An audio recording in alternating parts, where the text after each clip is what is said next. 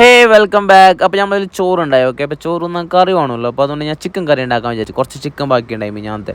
അപ്പോൾ ഞാൻ എന്താക്കി, കുറച്ച് ഓയിൽ വെച്ചിട്ട് 2 നീരുള്ളി എടുത്ത് ഞാൻ, പിന്നെ ഒരു തക്കാളി. ഓക്കെ, ഫസ്റ്റ് ഞാൻ നീരുള്ളിട്ട് കുറച്ച് സെറ്റായി വരുമ്പോൾ അതിലേക്ക് ഉപ്പിട്ട് ഗാർലിക് പേസ്റ്റ് ഇട്ട് പിന്നെ അതിൽ കുറച്ച് ടൊമാറ്റോ എടുത്ത് സെറ്റായി വരുമ്പോൾ നമുക്ക് കുറച്ച് മസാല ആഡാക്കി. എല്ലാ മസാല ലൈക്ക് കൊറിയൻഡർ, പിന്നെ പെപ്പർ പൗഡർ, ചില്ലി പൗഡർ, പിന്നെ ചിക്കൻ മസാല, അങ്ങനെ ലൈക്ക് ടർമറിക് പൗഡർ, അതെല്ലാം ഇങ്ങനെ ഇട്ട് മിക്സാക്കി സെറ്റായി വരുന്നുണ്ട്. സെറ്റായി വരുമ്പോൾ ഇതിലേക്ക് ചിക്കൻ ഇടണം. ഓക്കെ, അപ്പോൾ ഞാൻ എന്താക്കിയൊരു മല്ലിയും ലൈക്ക് മുളകും ഇങ്ങനെ കുറച്ചിങ്ങനെ വറുത്തെടുത്ത് എന്നിട്ട് മിക്സിയിൽ ഗ്രൈൻഡ് ചെയ്ത് കുറച്ച് വെള്ളം ഒഴിച്ചിട്ട് ഗ്രൈൻഡ് ചെയ്ത് അപ്പോൾ ഈ രൂപത്തിലായി. അപ്പോൾ ഈ നമുക്കിങ്ങനെ തിളപ്പിച്ചെടുക്കണം. ഓക്കെ, ഇതിൽ കുറച്ച് വെള്ളം ഒഴിക്കുക, അതിങ്ങനെ വേറൊരു പാത്രത്തിൽ ഇങ്ങനെ തിളപ്പിച്ചെടുക്കണം.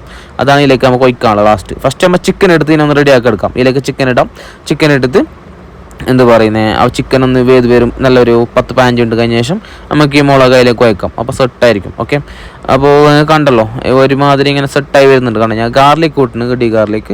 അപ്പോൾ ചിക്കൻ അപ്പോൾ ഇത്ര ഞമ്മളുണ്ടായ ഒരു 300-400 ഗ്രാംസ് ഉണ്ടാവും. ഓക്കെ, അങ്ങനെ അത് ഇട്ട് നമുക്ക് ഇത്ര ചിക്കൻ മതി, നമ്മൾ 2 ആളുള്ളത്. അപ്പോൾ നമുക്ക് ഇത്ര ധാരാളം. ഓക്കെ, അങ്ങനെ ജസ്റ്റ് ഇങ്ങനെ നല്ല മിക്സ് ആക്കി കൊടുക്കാം. മസാല ഒന്ന് ചിക്കനിൽ പിടിക്കട്ടെ. ഇങ്ങനെ ജസ്റ്റ് ഇങ്ങനെ നല്ല ആക്കി കൊടുക്കാം. ഓക്കെ, അപ്പോൾ സെറ്റായിട്ട് ഇങ്ങനെ ഫുള്ള് പൊടിച്ചിട്ട് പിന്നെ നമുക്കൊരു 10-15 മിനിറ്റ് ഇങ്ങനെ വെക്കാം.